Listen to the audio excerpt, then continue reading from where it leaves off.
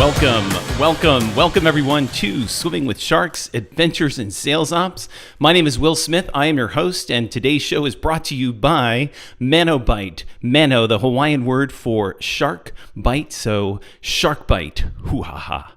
So today we got a great show for you. I'm excited to talk all things RevOps today because it seems like there is an ops for everything these days. Whether it's RevOps, whether it's sales ops, whether it is, I just found one that's FinOps, so financial ops. So we're going to talk RevOps today with one of the best in the business. She is the director of new business. It'll be Krystina Gillenwater, who is I'm the host. She's our guest for today. So I'm blessed to have her on the show today. So let's take a look at today's adventure. And while I'm doing this introduction, please, if you are watching, whether you're watching on Facebook, whether you're watching us live on Periscope, on Twitter, whether you're watching us on YouTube, please let us know where you're coming in from and just comment. And if you have some reactions or anything that's going on during the show, please let us know. And of course, if you have questions for Krystina, please enter those into the comment section on Facebook or on Periscope or on YouTube, and we'll try to get to them live. And if we don't get to them live, of course, we will do our best to follow up with you. And so today, our guest is Krystina Gillenwater. And then once we have our interview with her, we're going to spend most of the time with Krystina. I'm very excited for this interview today. We'll then follow up with and then finish up with the question of the day. And then until next time, until next Tuesday at 2 Eastern Standard Time, we will see you then. We'll have our next show. And so let's talk a little bit about Krystina here. She rides motorcycles. She is an expert poker player. She has not one, two blood types, ladies and gentlemen. She was a college athlete. We're going to learn a little bit more about that. And I was honored to meet her through the HubSpot Power User Group, which we'll probably talk a little bit about that. Great group put together by HubSpot. She is the director of new business for Digitopia. Please welcome to the Shark Tank, everyone, Krystina. Welcome, Krystina. Thank you. Wow, the fanfare is lovely. Well, you know, it's the studio audience here in my home office, in Pittsburgh here. So, as a sales leader, I don't appreciate it at all. Right, exactly. Clamoring, clapping doesn't stroke my ego at all. No, not at all. That's awesome. I love Thanks that you for having me, Will, in all seriousness. No, it's great to have you. We've been trying to work this out a couple of ways, and I'm so glad that we're able to get you here before the new year. So thank you for being on here. Likewise. So tell us My pleasure. Oh, sure. So tell us a little bit about your collegiate athletic career. Well, I actually was an athlete my entire life growing up. From as young an age as I can remember, I played t-ball with the boys. I was a bit of a tomboy. I played baseball all through high school, basketball, and golf. And then my parents had the really astute insight when I was the ripe age of 14 or 15 to say, hey, you know what? You might want to consider specializing in one sport because there's certainly more opportunities in other sports. And so I elected to go with golf when I was about 14 or 15 and then played that competitively D1 through college. Wow, impressive. D1, nice. So what are some of the things that you learned through this all these athletic endeavors, not just, focusing in on one sport, but certainly being able to do so many different things? What have you learned? Yeah, it might sound a little bit cliche, so I apologize in advance. But honestly, I think it's been one of the things that's helped me most throughout my professional career, getting an opportunity to really learn some of the critical skills you need as a professional, like teamwork, like being a craftsman. I think athletes are a really great example of folks that really respect studying their craft, studying the people that came before them, putting in the reps and practicing, especially as a sales leader. If you're going to sell and you're selling to executives especially, and you haven't put in the reps to get in front of the mirror and practice what you're talking about, know how to deliver your solution for their offering, then it's really difficult to perform at your best and continue to elevate in your career.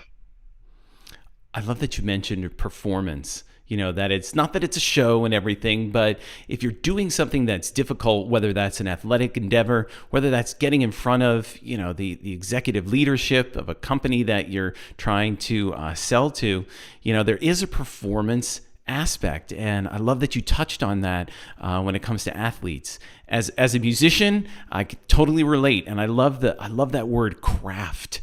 That's very good. Ladies and gentlemen, if you're listening, whether it's on the podcast or live, well, obviously can't do it live, but definitely rewind that. I love that statement there.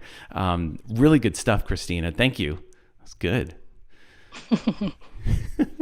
Are you so humbled? You're speechless here. Well, I suppose I should be graceful and say thank you. Sure, no problem.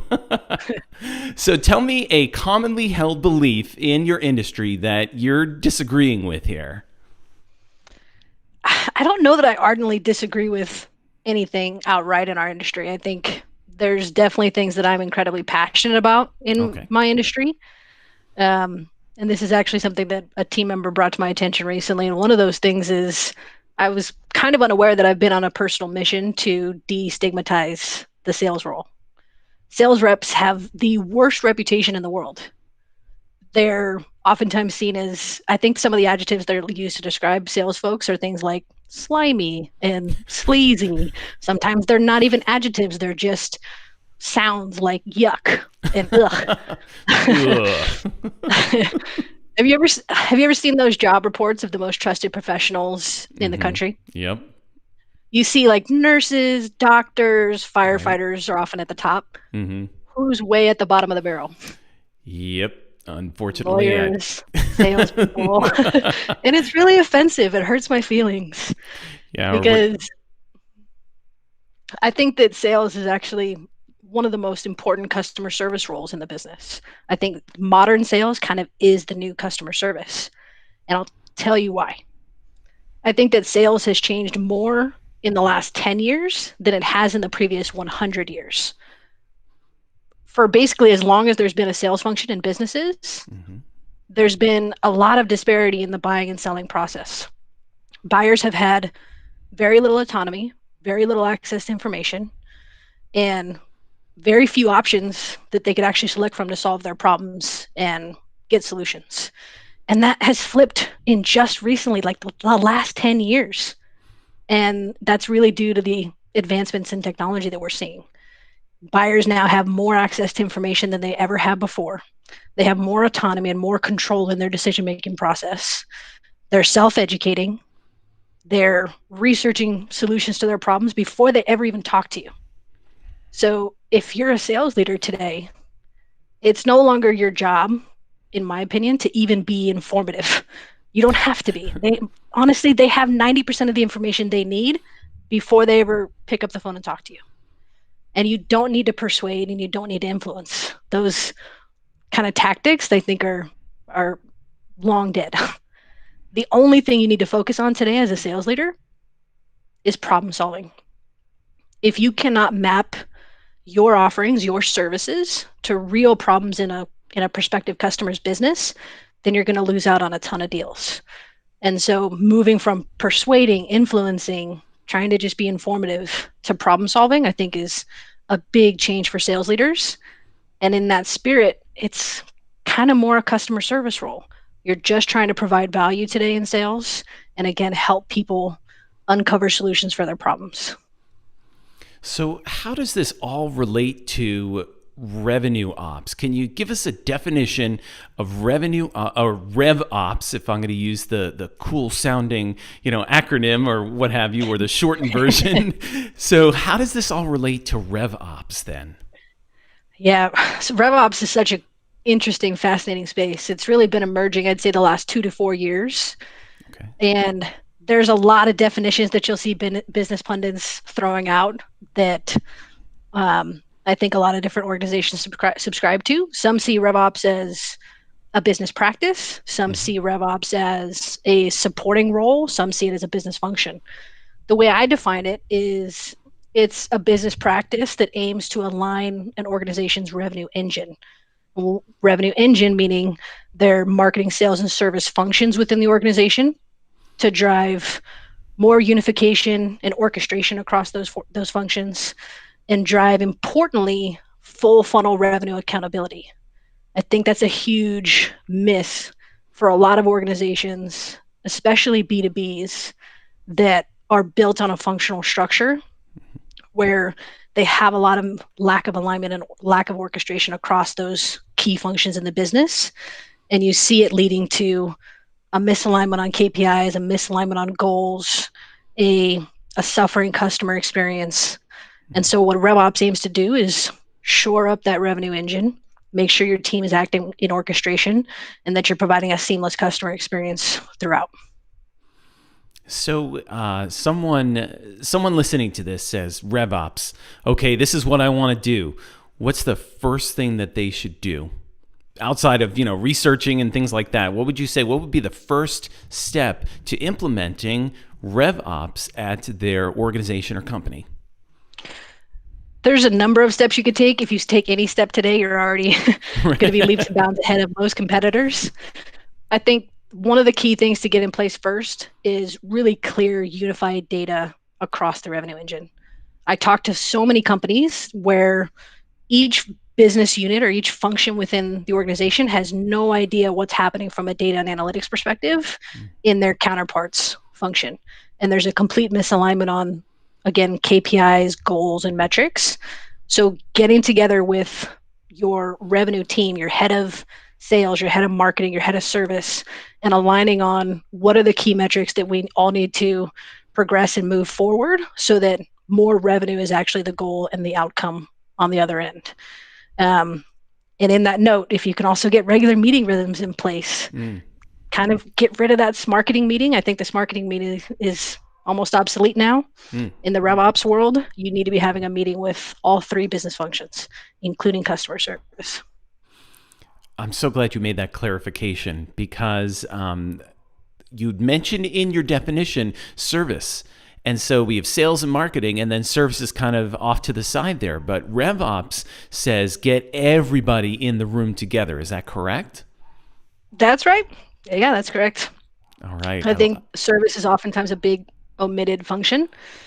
I think Dan Tyre was probably one of the first people to coin marketing, and obviously an incredibly bright guy at HubSpot. Right. And now even HubSpot is kind of furthering that message too, that it's a mistake to omit the service function, because what happens post-sale, once you've closed a new deal, if your sales team's not aligned with actually how you're influencing customers, bringing in the right types of new clients that are good fits, and your service team isn't able to effectively deliver for those folks, it creates a lot of friction in a business. And so if you can't get a feedback loop from your service team about how these new clients are faring once you close them as a sales leader, you're really not doing your business any justice in bringing in new deals if they're bad fits. So that feedback from service is incredibly important. Yeah, I think the reason why services, and this may just be a definition type sort of thing. You said once the sale is closed, and then they go over to service. So many people, they put the customer out of mind because it's closed. Case closed. We're done. Set it and forget it. They're a customer. Terrific. And as we all know, it's much easier to retain a customer than going out and finding a new one. So I love that element of bringing in the service. And of course, HubSpot's going to speak to that because you have your marketing hub, you have your sales hub, you have your service hub. And so all working together. I think that's, you're convincing me here. I really I like this. Well, yeah, I got to admit, going into the show, I'm kind of like, RevOps. Okay. It just sounds like a fancy word, great. It's the word of the day. It's, the important thing that's going on. And it's really cool to say RevOps and whatever. So you get what I'm getting at. So you said basically kill that marketing meeting and start RevOps meetings. So how do you start bringing in, all of a sudden, I sometimes see customer services, a bunch of telemarketers in a very dark room, and now you're kind of opening up the shades and opening up the doors and saying, come join us in this meeting. How do you do that? What's the first step in getting service into that meeting? Well, it certainly depends what type of organization you're within, of course. If your customer service team does play more of that kind of call center role, or right, they're troubleshooting, they're responding to tickets, then it might look a little bit different for a team that, like our team as an example, we're a professional services firm. So our people that deliver our services are incredibly close to our customers. They work with them day in and day out. They're on the phone, they're in meetings, they're communicating regularly via email. They're really entrenched in these people's lives. Mm-hmm. And so bringing in our service team into the conversation to identify how we can improve our customer experience is incredibly fruitful because our service team knows oftentimes the most about our customers.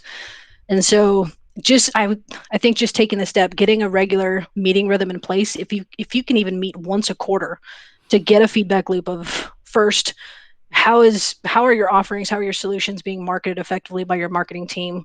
What types of content and offers are resonating the most? What type of messaging is really cutting through and providing value for your buyers? Then how are your buyers experiencing your sales process? What are some of the objections that your sales team hears? What are some of the questions and challenges that often come up in your sales process? And what are some of the points of value that you're able to deliver that actually close business? And then for your service team, who are the really good fit customers and what makes them a good fit customer? Is it cultural? Is it their buy-in to our offerings, to our solution? Is it a myriad of things it could possibly be? And just start talking, start communicating about what's working, what's not working. And I think for us, as we define RevOps, there's really three critical elements within RevOps: process, platform, and people, as we define it. And process is all about really, especially on the go-to-market side, your marketing ops and sales ops. How are you engaging customers? How are you doing that effectively? How are you positioning and differentiating your brand? How are you moving customers through basically a full life cycle journey with your business? Platform is all about technology. So what are the tools in your tech stack that are actually enabling your team on the process? And are those things serving you well? Or is it creating chaos like it does for a lot of businesses, I know? And then, of course, people. So is your team fully enabled on the process that you're putting together, that you're delivering in your go-to-market strategy? Is your team fully enabled on the platform? Are there roadblocks? Are there barriers? Are there things that cause inefficiencies? Is there lack of alignment? These are some of the questions and considerations teams need to start addressing today. And if you just focus on those three lenses of RevOps and how to start implementing, that's a good kind of starting ground for taking this approach in your own business. It sounds like it would be easy for a smaller company because you can just walk down the hall than it would be for a larger company to get these meetings started. And it also sounds like that consistency really is the operative word here. Communication and consistency, so that everyone knows what everyone else is doing and they can make sure that their process speaks to that as well. So keeping that consistency, would you agree? Absolutely. Yeah, I think consistency is a great word. If you think about some of the pitfalls that happen without RevOps in an organization, and you actually make a really great point that I think there's different approaches to RevOps depending on the size of the business you are. If you're a relatively small business or even a mid-market size business or on the smaller end of mid-market, you can probably implement RevOps a lot more seamlessly. If you're an enterprise, large organization, it's going to be much, much, much, much more difficult to implement RevOps. Not only do you have an incredible amount of employees and a really wide-ranging organization, you'll have 5 or 6 functions within that business, but then within each business function, you may have 3, 4, 5 different units at the enterprise level. Yeah. So yeah, implementing RevOps is going to be a bit of a challenge. But I'd also argue that I think RevOps, at least today, is most effectively adopted by smaller and mid-sized businesses, because larger businesses, enterprises, are much more stable with a large functional organization like that. There's just a lot less business turmoil. And so they're able to survive some of the gaps and the bottlenecks that the RevOps practice solves for. But if you're a relatively small business, you can benefit tremendously from RevOps because you can actually align your teams much, much more seamlessly. If you even just think about, the way that a functional organization is structured. A functional organization is designed to create a few advantages. One, a lot of operational clarity and operational speed.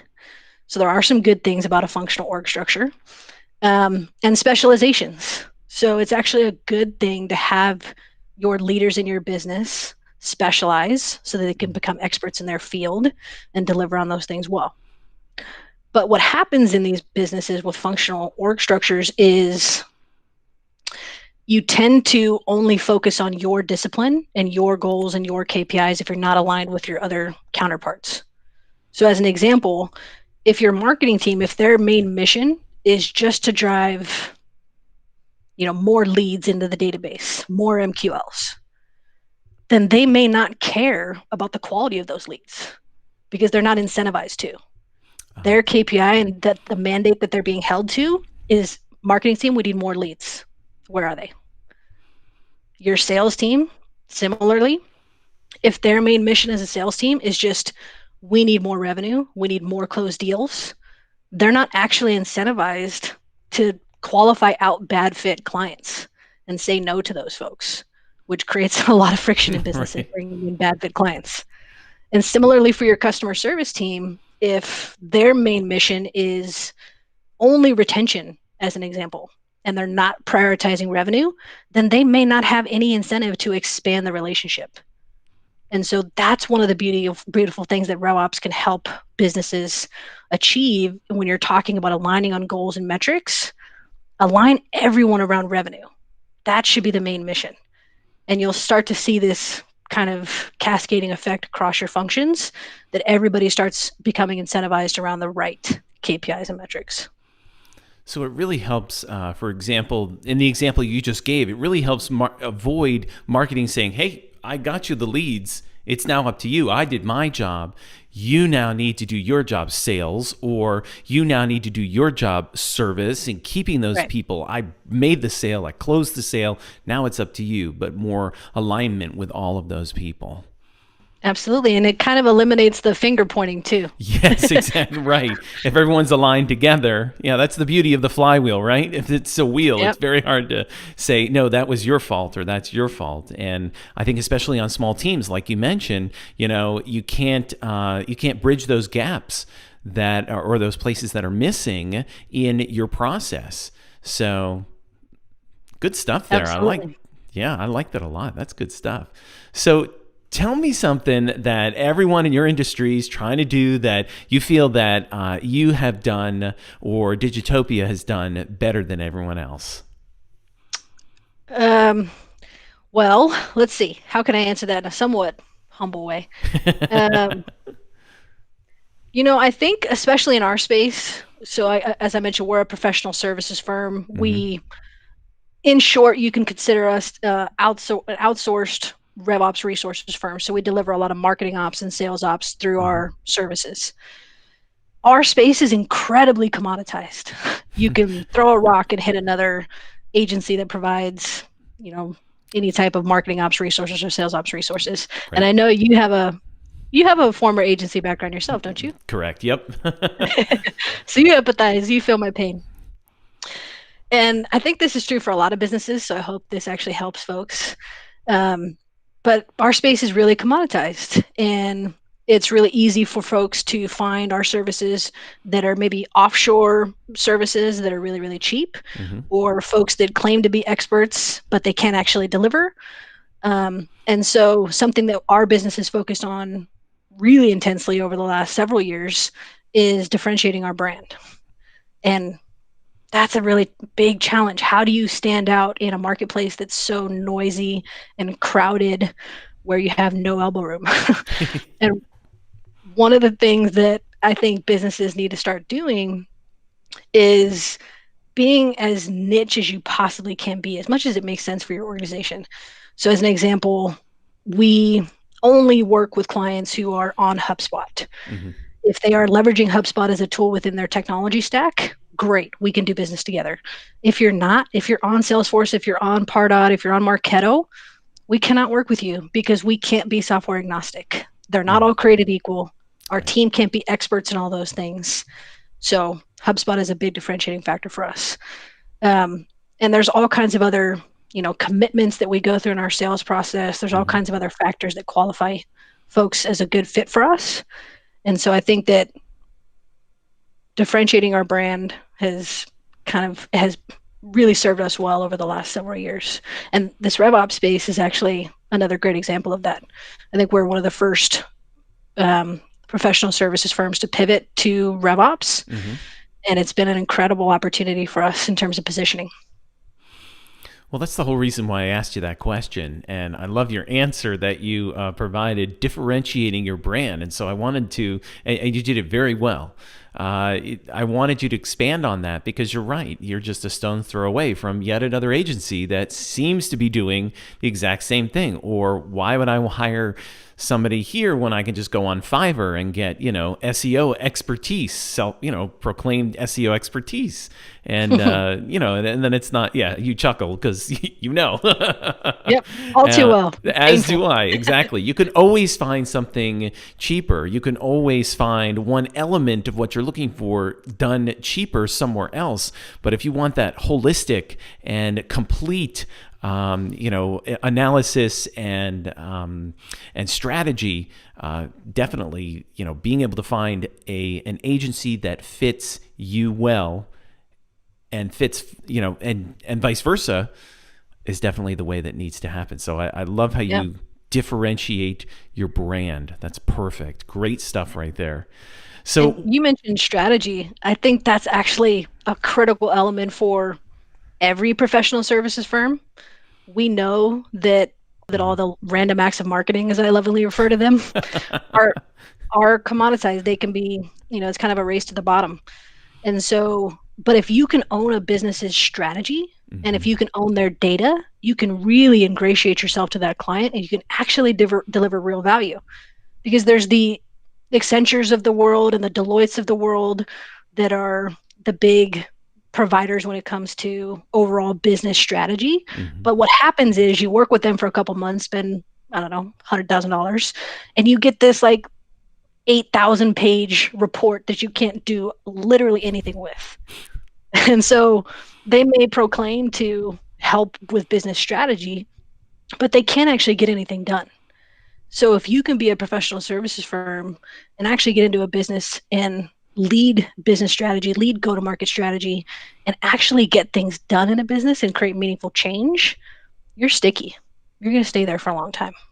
Absolutely. And it's that's how you get the buy-in. You could drown somebody in all this data. You can get an 8,000, like you said, an 8,000 page report, and it has all this data and great numbers, and it looks very impressive on a bookshelf. But if you can't translate that into some sort of, or on a coffee table, if you can't translate that into some sort of actionable, tangible, this is our next step, then what's the point? Exactly. It's crazy. It drives me nuts. Drowning in data. So, so what's speaking? So let's talk about some of the failures that we've seen in the. I love that random acts of marketing. I like to call it the spaghetti on the wall. Just kind of let's throw it up there. Let's hope it works. Spaghetti on the wall marketing. So name another failure that you've seen in this space that you think some people are really headed for. Honestly, I think that's one of the biggest ones. I think trying to provide every service under the sun and not focusing on the one or two things that you really, really do well is a huge failure that a lot of folks are headed for, especially in the agency space or professional services space. And the more you can really hone in on what are the things that your business does that provides the most amount of value to your customers, and then obsess over perfecting those things and making them as simplified as you possibly can, the more your business is going to win. If you're trying to be everything to everyone, you're going to fail. You're going to be half good at many things. Jack of all trades. Yeah. If you're running around doing, I could do that, trying to leverage every single opportunity that comes by, then it's just, like you said, it's just not going to work. It's just too much. You're going to be okay at a lot of things rather than being really specialized and very good at one particular thing or one particular space or one particular type of client. Right. And we always love to say around here that great brands repel as much as they attract. That's kind of our motto, our mission, what we operate under whenever we're thinking of strategic initiatives for our business. And it's something that I recommend to my clients all the time because that's the thing that creates differentiation as well. If you can actually say, no, we don't provide XYZ service, we provide this. No, we don't work on this software, we work here. We do this. Then you start becoming known for those things as well. You can't become known for providing everything under the sun. Everything. Yeah. I love that. Great brands. What was that? Great brands repel and attract? Great brands repel as much as they attract. As much which as is they actually in a lot of my consulting work, that's one of the most difficult concepts for executives, especially to wrap their minds around. I talk to CEOs every single day, and they say, "Well, I want to put out thought leadership on this, and I want to, develop content that speaks to this area of the business, and we have 15 great products. I want to push them all." And what happens is you just get lost in a sea of noise. There's nothing unique about your brand then. And so trying to push my clients to understand, hey, don't worry, there's plenty of market opportunity for this. This is your best product. This is your best offering. This is your best foot forward. Let's get folks in here first and really stand out in the market. And then you can expand the relationship. That's a tough concept for a lot of businesses. And I think the only way that you can, to kind of bring it all back together, the only way that you can truly understand that is to see how that's happening. And that's where that service element, your current customers, and being able to speak to them and understanding where they're coming from, how they, understanding their own buyer journey is really how, that's the only way you can truly understand that. Would you agree? Absolutely. Yeah. That's a great tie-in. Nice. I like it. I like it a lot. So tell me about a little advertisement here, because I know what you're going to say, but tell me one resource that you absolutely cannot live without. Well, I wouldn't have said this a few months ago, so I feel like I was really living under a rock. Okay. One resource I cannot do without anymore is Revenue Collective. Tell the Were audience. you familiar with it prior to us connecting? Not at all. I saw that what we do for guests is, of course, as you know, we send out, just as for the audience here, we send out a survey and we kind of say, hey, this is to kind of narrow down your point of view. And this was one of the answers that Krystina gave us. What is a resource, tool, or channel that you absolutely cannot live without? She said Revenue Collective. And I said, I don't know what that is. Maybe it's a RevOps thing. So Krystina, please explain. So just for the record, I am not affiliated at all. I don't get any kind of compensation. Right. I just generally love and admire this organization. So if you're a revenue leader, meaning you hold a role, a title, some type of responsibility in the revenue engine, you're a marketing, sales, or service leader, you have to check out Revenue Collective. It's a membership organization that's been around a couple years now globally. There's about 3,500 members.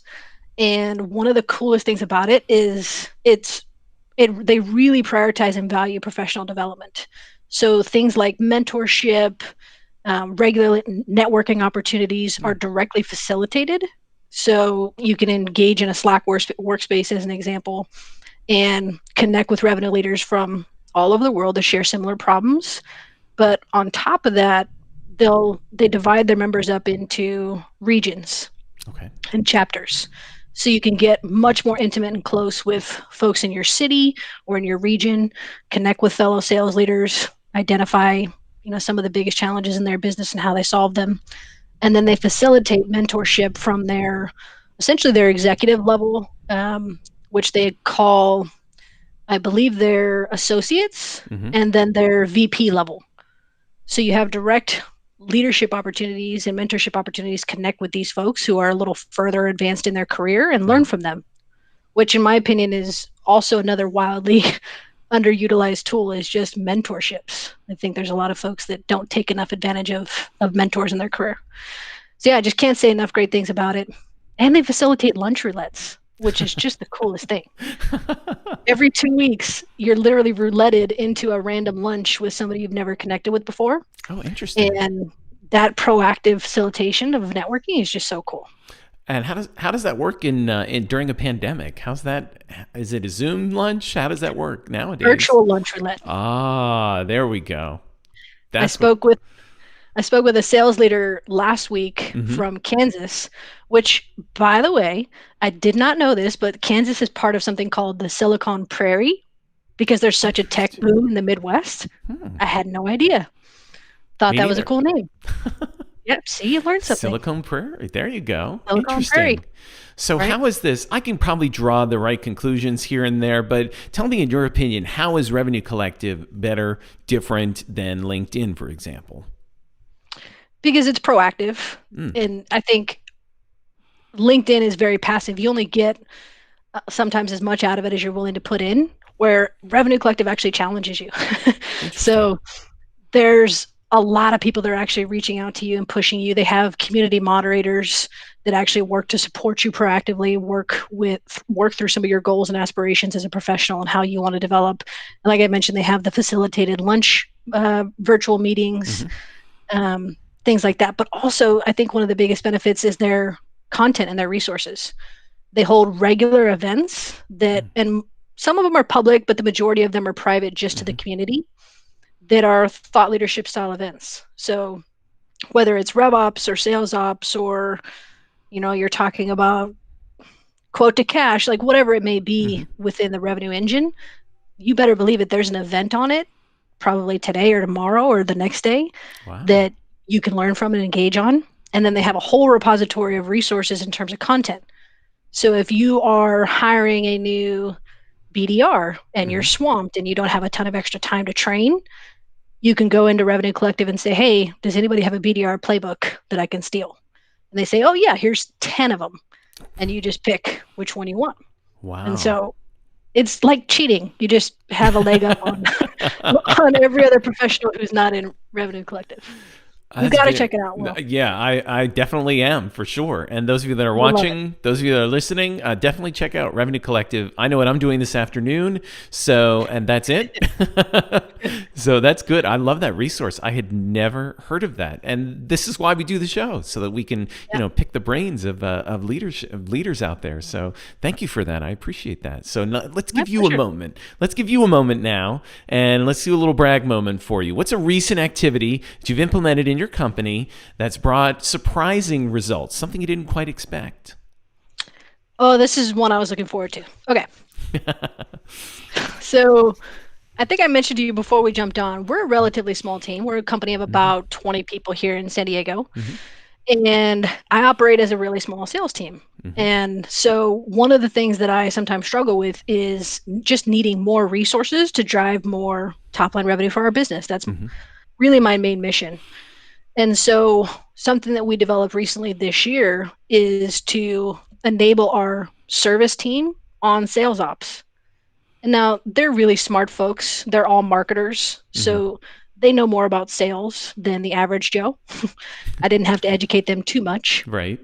but giving them things like technology and process when it comes to selling that could actually help them expand relationships with our current clients, and just being very methodical and thoughtful about that has done wonders for our business. And I don't know, I kind of feel like it's 2021 almost, like everybody should be a salesperson, True. especially if the spirit is no longer persuading and it's just problem solving. That's what our customer service team does every single day. That's true. And it's funny, I think of a team member that actually comes to mind when we first started pushing this initiative. And she said, you know what, I don't feel like selling. Like, it just feels kind of icky and gross. And I said, well, yeah, certainly. Of course it does, if you're just pushing an agenda on someone. But if you approach it as if, hey, our customers have real challenges in their business, and this offering that we provide, this product, this service, this solution, whatever you call it in your business, Right. it solves that problem, then you're doing a disservice if you don't elevate that to their attention and get it in front of them. And so helping my team understand just a change in mindset when it comes to sales and how it should be viewed, not the used car salesman guy. Right. And then giving them some very simple process, like how to work a deal through stages and how to manage that deal through a pipeline, how to leverage the technology to create some operational efficiencies like task reminders and things of that nature has been huge for us. And now all of our customer service team is incentivized around a revenue KPI as well. Oh, So not nice. just retention and Right. length of client duration, but they have KPIs that they regularly check in with their direct reports on, around total client value and revenue. Oh, which is cool. that is really cool. I like that a lot. I'm really glad. Yeah, you gave me one sentence on the as an answer, but certainly with this, on the form. But here, I really love how you expanded that, and I think you're absolutely right to kind of tie this back to what you said in the beginning. Your mission is to get rid of that, icky used car salesman, and it starts with, well, first of all, it starts with yourself, and I don't think that, I think you're past that, but then working internally with your team. Just changing the mindset of that one service person that came to mind for you, so important, because once they realize that they're a problem solver, then they approach it in such a different way. What a great that's a great story. What a great success for you guys. Fantastic. Thank you. Yeah. And most of the time, service teams in your business have all the requisite skills to be good sellers anyways, Exactly. especially in the professional services space. They're great storytellers. Absolutely. They're great communicators. They're great listeners. Those are some of the big skills. So just give them a few tools. Yeah, and even the right incentives. Yeah, and they know how to solve problems, or they know, I may not know the answer, but I know where to get the answer, and they can think on their feet and move quickly. And just you're absolutely right when you say that everyone is a salesperson. Really, you're solving some sort of problem. It doesn't matter where you are. You're helping someone solve some sort of problem somewhere. Love that. That's a great way to really break down that stigma that salespeople have to live with. Yeah, so keep really it simple. Good. Yeah, exactly. All right. So what's one thing that you and your team have recently achieved that you are extremely proud of? Well, obviously this has been an incredibly challenging year. Of course. And as I shared with you before we jumped on, it just feels like I'm in a perpetual state of counting my blessings. Mm-hmm. Our business has actually done fairly well this year. We've grown. We've survived COVID, and the majority of our families have been relatively unscathed. And so again, it just feels like an incredible privilege and blessing. But it's been really enlightening to go through this as a business, to go through this kind of crazy economic climate, because it's forced us to be even more thoughtful and considerate when it comes to our offerings and our customers and how we're delivering value for these folks, because our customers' businesses have really suffered as well. And so one of the things that we all galvanized around early on in, I think, Q1 or Q2 of this year was, what are the things that we can offer businesses that deliver the most value? And then how can we refine our offering to just obsess over those things and deliver that as seamlessly as possible, with as little commitment as possible, with as little risk as possible for our customers. And so we created what we're calling our RevOps Fast Start program. Right. And it's essentially a 2-month project that aims to deliver as much possible value to a business that's looking to implement RevOps as we possibly can. And one of the missions for us, again, especially amid this pandemic, was to make sure that it's a valuable offering, that it's actually helping businesses. So we've even backed it with 100% satisfaction guarantee, which was a little bit jarring for me at first. Right. Okay, let me think through this. Right. But we're like, if obsessing over our customers and providing value is our mission, then we had to own that. We had to be able to offer that to our marketplace. And I think it's been something we're all incredibly proud of, because it also serves our team really well. Nice. It enables our team to be incredibly focused and incredibly skilled at their jobs. They're not bringing in clients now that are wanting all the random acts of marketing. They're coming in for this very specific thing. Right. And so our team is loving their life.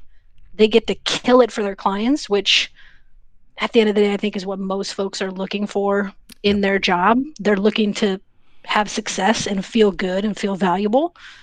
And so it's paid a lot of dividends for us. Oh, that's incredible. I checked it out right before the show, just so I knew what to ask you about and what you were doing. And I think it's a very simple, and it's simplified, and it also you know exactly what you're getting. And so I think it's fantastic what you guys have done. So I gotta say, we are almost out of time, but I love that. I know, really, this was. I learned so. I know, same here. I've learned so much from today. This has been great, and Aw. I hope the audience has learned a lot. If nothing else, I mean, check out Revenue Collective, but also I finally feel like I have my head wrapped around RevOps, because again, I just was kind of like, oh, that's just kind of the word of the day. But you really convinced me, and you really educated me, and that's what this is all about. And I really appreciate you doing that. And if nothing else, this is the longest conversation you and I have had. Usually it's just on the HubSpot Power User Group. Hey, good to see you. Great. Things good? Yes, they are. No, they're not. So, We're passing it inbound between sessions. right, exactly. I know that. Oh, Gosh, I miss inbound. I know, me too, definitely. So we'll make a date for whatever happens 2021 that we'll get together. Maybe we'll even do a live show, best of Swimming with Sharks, Adventures at Sales Ops live show, live from Inbound 2021. See, the ideas are just going. That's not a random act of marketing or spaghetti on the wall marketing. That is something that maybe That's we'll make. just pure stroke of genius. Wow, you are too kind. See, this is why I like you. You know, I'm going to make you the president of the fan club. So, Mission accomplished. Yes, exactly. But seriously, this has been a great conversation and the longest that you and I have had, and we need to do this more often. So, thank you for your time, Krystina. Thank you for having me. Well, it's been a pleasure. Absolutely. I was already a fan of the show. Now that we've had a chance to really talk through everything, I like it even more. Oh, well, thank you. Thank you. And if you have questions out there for Krystina, please get in touch with me or get in touch with her directly. So you can definitely do that. So thanks again. Take it easy, Krystina. And so we're going to wrap things up here with our question for you. The idea here is to make sure that you please engage with us, answer the question on social media or answer the question via email. And basically, one of the things that we talked about here was personal growth. And I think that 2020 can really be, there was a huge influx of, it seemed like certifications as well as webinars. But today we're talking about certifications. So what is your favorite certification? Where did it come from? Was it a HubSpot certification? Obviously, you know that that's what I am going to answer as the self-professed HubSpot fanboy. Was it one of the Moz certifications? Was it a certification from Drift and the Mark and his team out there? So let us know what your favorite certification was of 2020, what you learned, what you would recommend, and let's all collectively learn something together. And until next time, of course, we ask that you engage with us on Facebook, on LinkedIn, on Instagram, on Twitter, all the places. You can always email me, will.smith@manobite.com. We thank Krystina for being on here on the show today. Really learned a lot. If you have questions about RevOps, of course, you can get in touch with me in this way or get in touch with Krystina directly. Digitopia is the company that she works for. And so as we close things up, please make sure that you take care of yourself and everyone else. And until next time, may all your adventures be great.